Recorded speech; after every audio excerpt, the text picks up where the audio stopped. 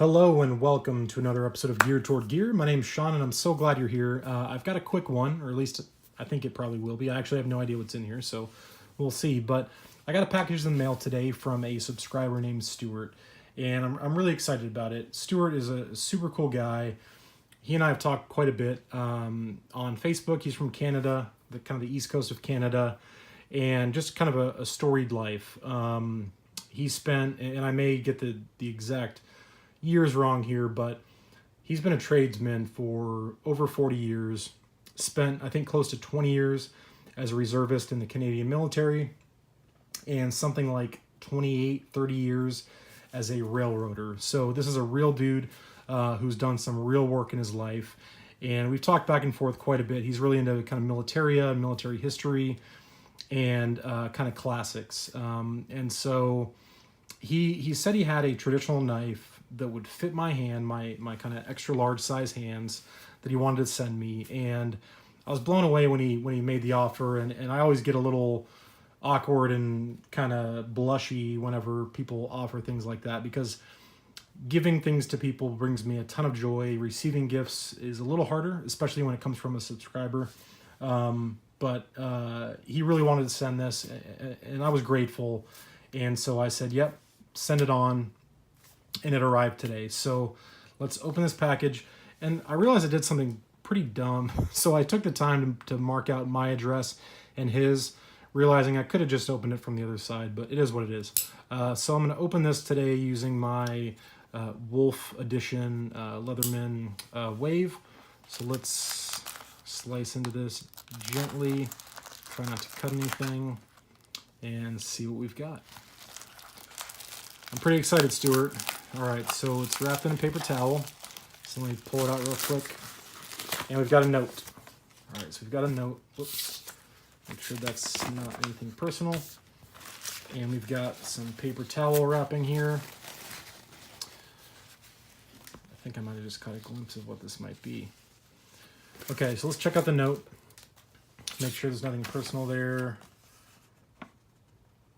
Okay, this is awesome. All right, so the note says, "Hey Sean, when it comes to traditional French Foreign Legion folders, I prefer the Duke, which is a cool knife.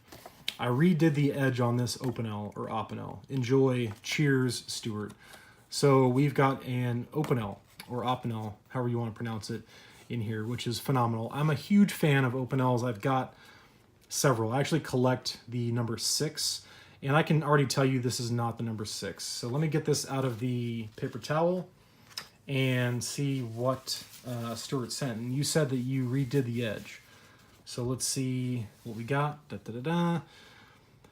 Is this number 8 or 9? I've owned an 8. It'll say up here. Where is it? There we go. Number 9. Okay, so I've owned a number 8. Actually, I think I still do.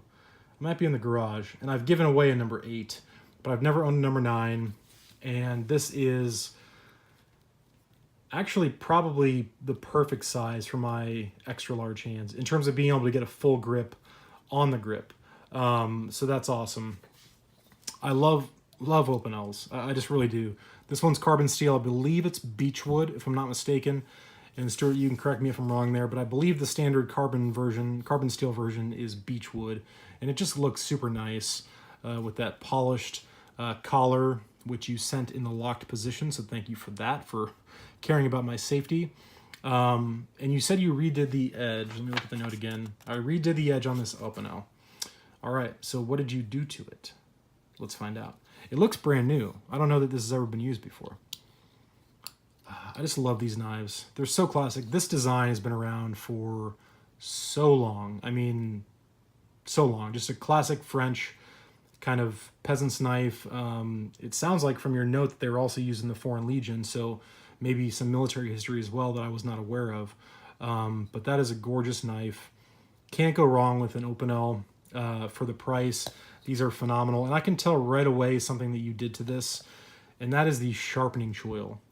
I'm 99% certain that that does not come factory on any Opinel that I've ever seen. And I think you did that by hand with files. And it looks factory. It's super cleanly done. I mean, really well done on that choil, Stuart.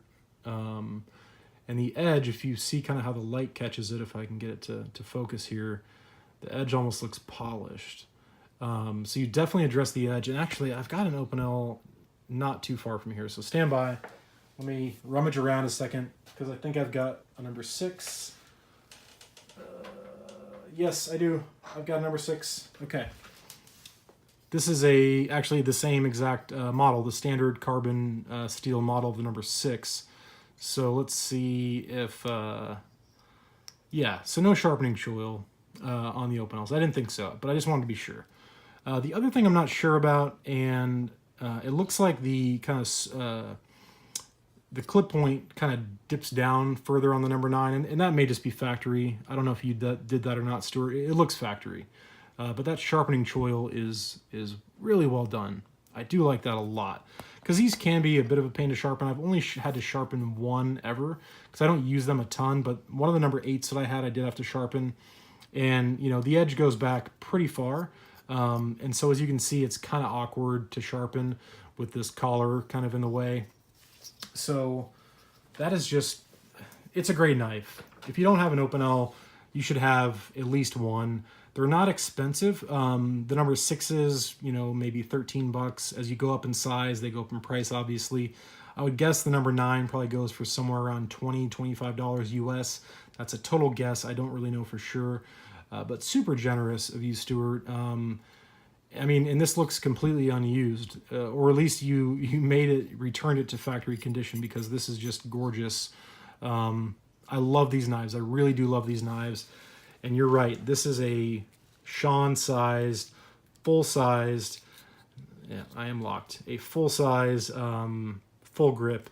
And so I think where this will come in really handy for me, Stuart, is like when I'm doing yard work in the garden, you know, doing landscaping, mulch, things like that.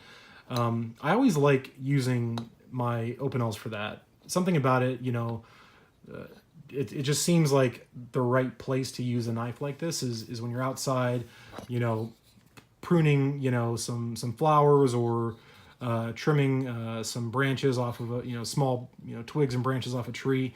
It just feels like that's its place, right? Kind of outdoors, in the garden or in the yard. And so I think I'll definitely use it for that.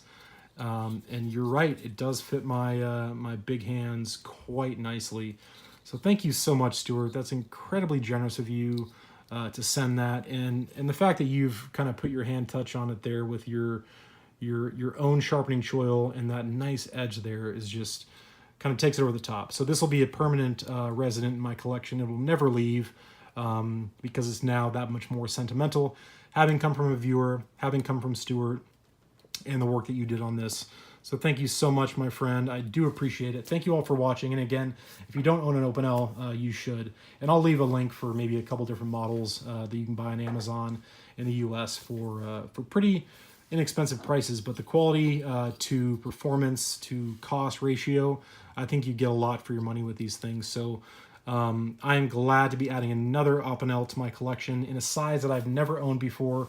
But now that I have it in my hand, it's a great size. You're totally right. It is a perfect size for my big old hands. So, Stuart, thanks again. Thank you all so much for watching, and I will talk to you very soon.